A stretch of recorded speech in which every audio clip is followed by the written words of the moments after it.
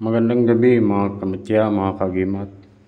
Ito na naman po ako, si Pepeng Agimat TV para bigyan kayo ng kaunting kaalaman tungkol dito sa luya na naging bato. Siguro po pamilyar naman sa atin ang itsura ng luya. Kung alam niyo po bang ang luya ay isa rin sa nagtataglay din ng kapangyarihan. Kagaya nitong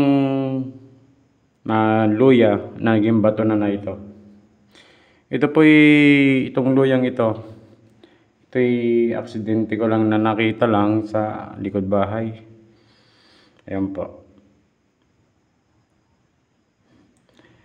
Maganda po nito at ito'y lampasan pa. Ayan o, may butas siya. Kaya po ito ay napakagandang gamit din. Ang luya na naging bato po, ito po ay nagtataglay ng kapangyarihan sa swerte po sa pagninegosyo. Kung kayo po halimbawa ay nagninegosyo, ang inyo pong negosyo ay lalawak kumbaga at magkakaroon ng maraming branch kung sakali man po. Kasi isipin na lang po natin sa luya gaya nito.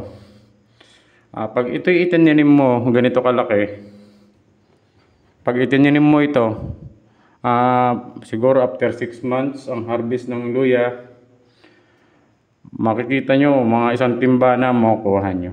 Dahil po sumasanga ang luya. Para pong sa negosyo ganun din.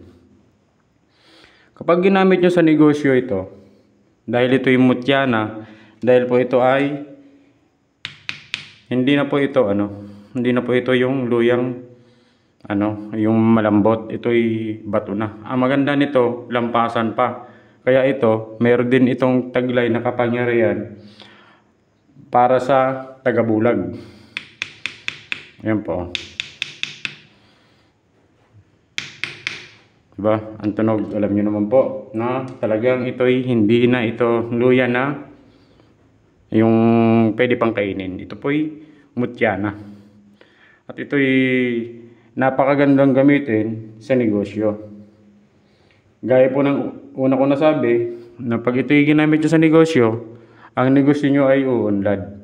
Dahil po, parami ng parami ang inyong magiging branch, kung sakali mang tindahan o kung groceries, kung ano man. Kasi po, yun nga po, ang luya ay habang tumatagal, hindi siya sa paunti. At habang tumatagal, sa patigas pa nga ang luya habang tumatagal, habang ibig sabihin, ang magiging negosyo ninyo, hindi sa pawala. Habang tumatagal, lumalawak at nagiging stable ang negosyo nyo. Gaya rin po ng luya na habang tumatagal, habang dumadami, yung pinaka luya niya na ganito, yung bunga, yun po ay sa patigas ng patigas. Kaya po, ito po ay napakagandang gamitin sa negosyo. Sana po may natutunan kayo sa aking ibinahagi ngayong gabi. Salamat po sa mga nag-subscribe, sa mga nag-like and shares, at sa mga nagko-comments.